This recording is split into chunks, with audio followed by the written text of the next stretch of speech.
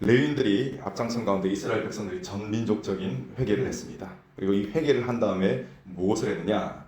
맹세를 했다는 것입니다. 자신들이 찬성을 하나님께 알려드리면서 전심으로 회개를 한 다음에 무엇을 했냐? 하나님과 언약 갱신을 했다는 것입니다. 이것이 바로 맹세인 것입니다. 여러분, 왜 언약을 갱신합니까? 갱신하는 이유는 이전의 계약이 지켜지지 않았다는 것입니다. 그렇기 때문에 갱신을 한 것이죠. 이스라엘 백성들은 지도자들을 중심으로 해서 언약을 갱신했습니다. 하나님의 율법을 준수하겠노라 맹세하고 인을 친 가문에 이스라엘의 가문과 또 대표자들의 명단이 오늘 본문에 기록이 되어 있습니다. 이 명단 가운데 유다의 총독인 느헤미야, 그리고 정치인 시드기야를 제외한 제사장들, 그리고 레위인들, 또 민족들의 백성들의 우두머리들, 이렇게 기록이 되어 있는데, 이들 대부분은 개인의 이름이 아니라 가문의 이름이라고 합니다. 그러니까 아주 중요한 사람이 등장하지 않죠. 포로 2차 귀환을 선두에 책임지고 나섰던 그 사람이 바로 누굽니까? 에스라죠. 근데 에스라가 지금 등장하지 않습니다. 그 이유가 바로 개인의 이름이 아니라 가문의 이름이라는 것입니다. 그래서 에스라가 등장하지 않는 것입니다.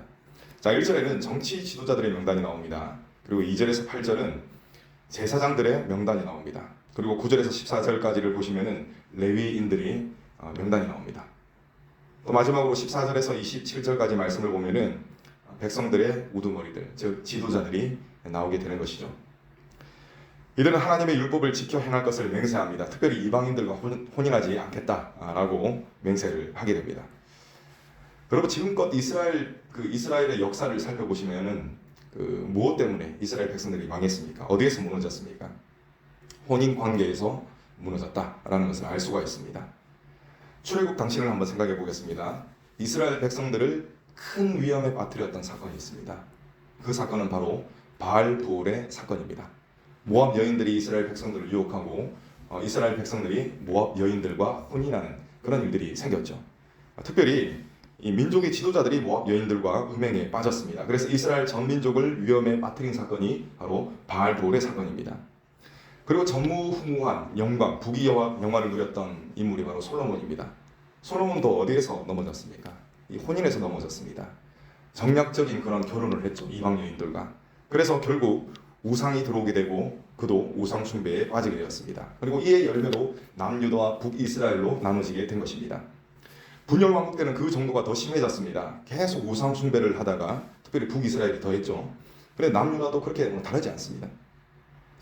두 나라 다 우상 숭배의 죄악으로 멸망당하고 말았습니다. 이스라엘 백성들은 과거의 역사를 타산지석으로 삼아서 하나님과의 언약을 갱신하고 있는 것입니다. 그들은 혼인에 대한 맹세를 하고 나아가서 안식일과 안식년을 철저히 지키겠노라 이렇게 다짐을 합니다. 그럼 그들은 안식년 지키지 않았습니다. 소수의 사람들은 지켰을지 몰라도 하나님께서 말씀하신 것은 전 민족적인 그런 것을 말씀을 하셨거든요. 그런데 그것들이 잘 지켜지지 않았습니다. 그런데 그들은 그러한 모습들을 알고 있기 때문에 하나님, 이번에 우리가 하나님께 전심으로 지키겠습니다, 이렇게 맹세를 하는 것입니다.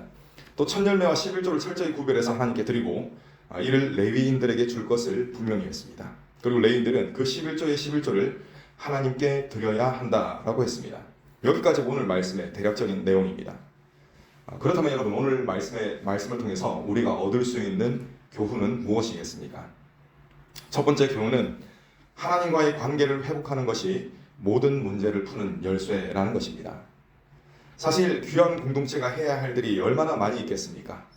조를 짜가지고 성벽이 만들어졌으니까 조를 짜가지고 또 경비를 서야 하고 또 미비된 것들 다 이제 만들어야 되고 또 각 집안에서 해야 될 일들이 굉장히 많이 있을 것입니다. 그런데 그들은 그 모든 것보다 하나님과의 관계성을 우선시했습니다. 여러분, 그들이 반드시 지키겠노라라고 다짐했던 것들이 어떠한 것들입니까? 우리가 조금 전에 함께 나눴지 않습니까? 어떠한 것들을 다짐했습니까? 그 모든 것들은 신앙의 순수성을 지키겠다는 것입니다. 하나님께 제사를 드리고 예물을 드리겠다라는 것, 이 모든 것이 다 하나님과의 관계에 관한 것들입니다. 여러분, 하나님의 사람 모세, 그리고 이스라엘의 가장 위대한 왕인 다윗을 한번 생각해 보시기 바랍니다.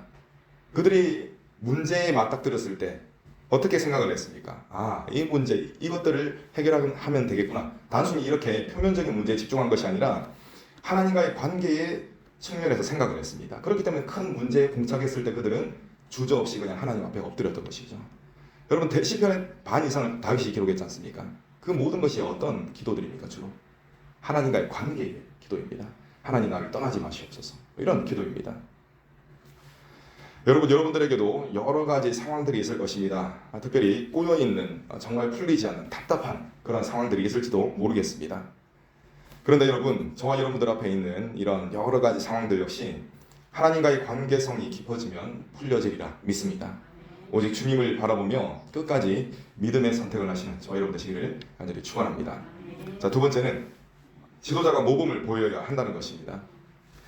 여러분, 오늘 본문에서 언약 갱신의 인을 쳤던 사람들이 어떤 사람들입니까?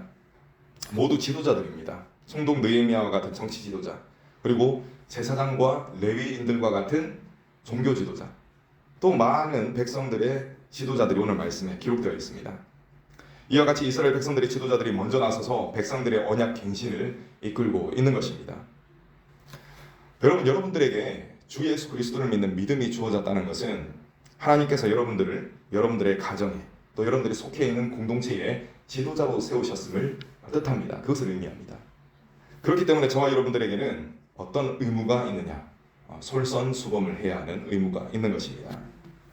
또한 여러분들 가운데는 여러 가지 직책을 맡은 분이 계실 겁니다. 지역장, 또 인도자, 속장으로 세우심을 받은 분들도 계실 겁니다. 이뿐만이 아닙니다.